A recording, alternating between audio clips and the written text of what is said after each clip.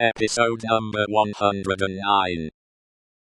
Madame enforced the conclusion of this piece of advice by striking her little counter with her chain of money as if she knocked its brains out, and then gathering the heavy handkerchief under her arm in a serene manner, and observing that it was time to go to bed.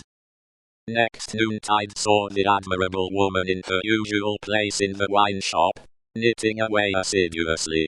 A rose lay beside her, and if she now and then glanced at the flower, it was with no infraction of her usual preoccupied air.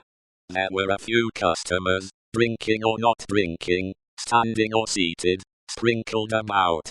The day was very hot, and heaps of flies, who were extending their inquisitive and adventurous perquisitions into all the glutinous little glasses near Madame, fell dead at the bottom. Their decease made no impression on the other flies out promenading, who looked at them in the coolest manner, as if they themselves were elephants, or something as far removed, until they met the same fate. Curious to consider how heedless flies are! Perhaps they thought as much at court that sunny summer day. A figure entering at the door threw a shadow on Madame Defarge, which she felt to be a new one.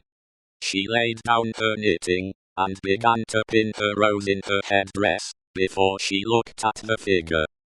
It was curious. The moment Madame Defarge took up the rose, the customers ceased talking, and began gradually to drop out of the wine shop. "Good day, Madame," said the newcomer. "Good day, Monsieur." She said it aloud, but added to herself, as she resumed her knitting, "Ha! Good day, age about 40, height about 5 feet 9, black hair, generally rather handsome visage, complexion dark, eyes dark, thin, long and sallow face, aquiline nose, but not straight, having a peculiar inclination towards the left cheek, which imparts a sinister expression.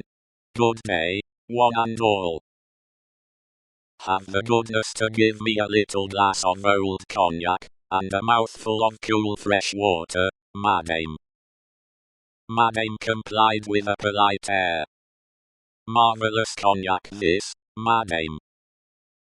It was the first time it had ever been so complimented, and Madame Defarge knew enough of its antecedents to know better.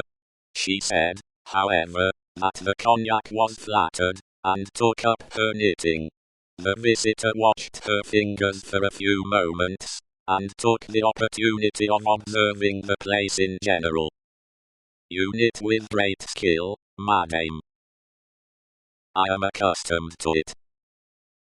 "A pretty pattern too." "You think so?" said Madame, looking at him with a smile. "Decidedly. May one ask what it is for?" "Pastime," said Madame, still looking at him with a smile, while her fingers moved nimbly. "Not for use?" "That depends. I may find a use for it one day. If I do, well," said Madame, drawing a breath, and nodding her head with a stern kind of coquetry, "I'll use it."